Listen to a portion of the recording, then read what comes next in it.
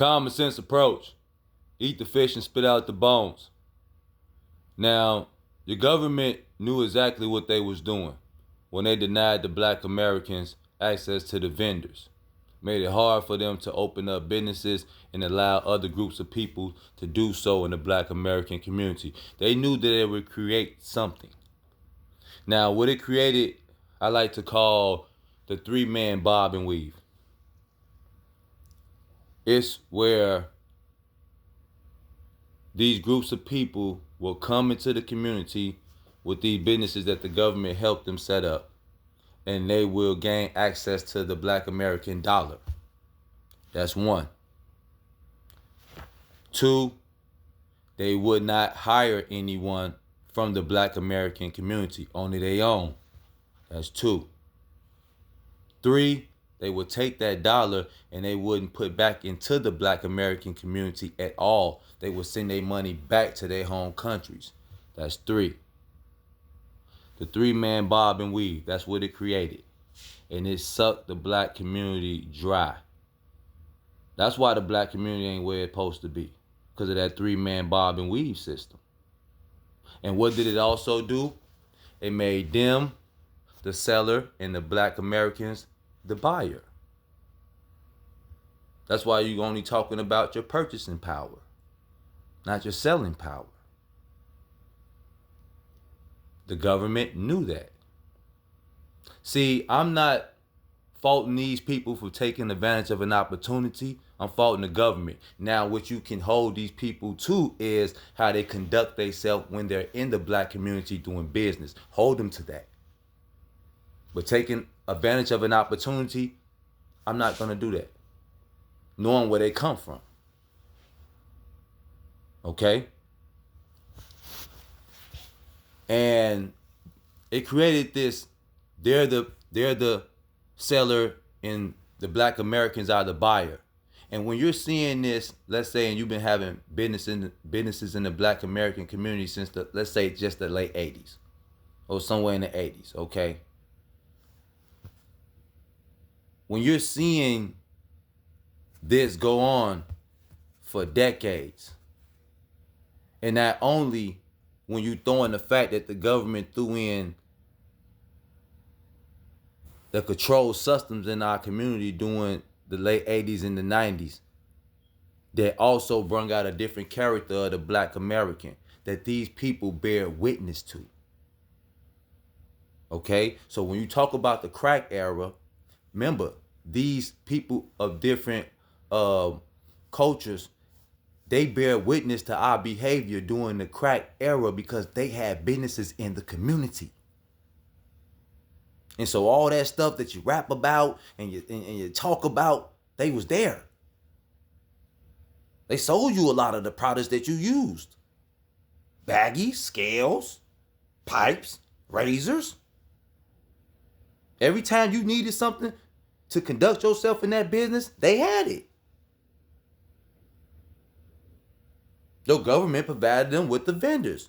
It was all a system. It was designed to drain the black community, to weaken it. Then they gave you gangster rap. And so imagine these individuals seeing this as people that have businesses in our community. They know how mighty we are because when they first came, the average black American had a house, was driving cars. But they also watched the fall, and with that fall, they lost respect. And that's how you get that now they think they better than me.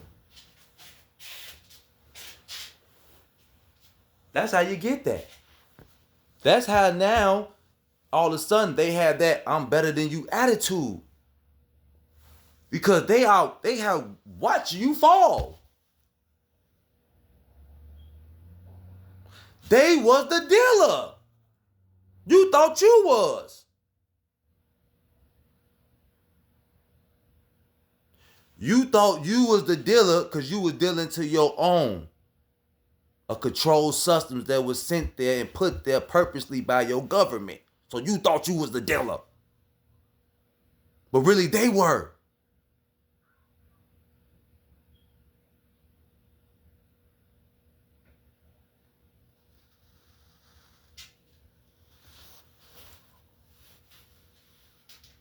And so they go home and tell their children and family because they running the businesses in the community. And they say, hey, man, don't deal with them. Yeah, they come in there, they come in the store, they do this and they do that and they do this.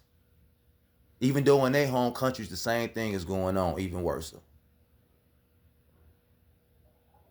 But remember, these are the people that saying they want a better life. So they're not thinking like those in their country who don't or don't have the opportunity.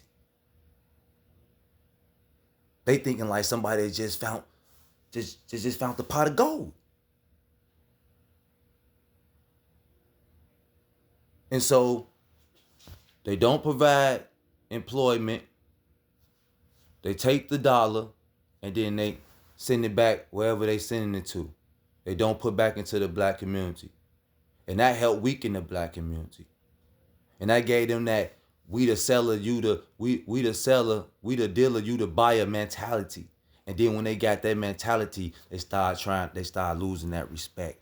And that's when they start trying to talk down on you. Okay, that's when they become disrespectful to your women and your children because they watching you do it on a regular basis. They're in your community. You're not in theirs. You don't know they dirt. They know your dirt. You don't know they dirt. They know your dirt.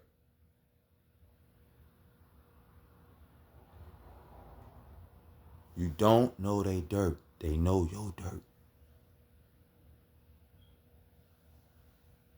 I know an Arabic dude who been in the same place in Chicago, in one of the toughest communities in Chicago since I was a Neha. He's seen it all. He's seen it all. But we haven't seen anything from his community because they're not employing you there. You don't have no reason to really go there. And so that's how you get that where we at now today with these different groups of people when it comes to the black Americans. Again, all set up by the British English American who goes by a white supremacist mentality, aka your government. This common sense approach, I'm out.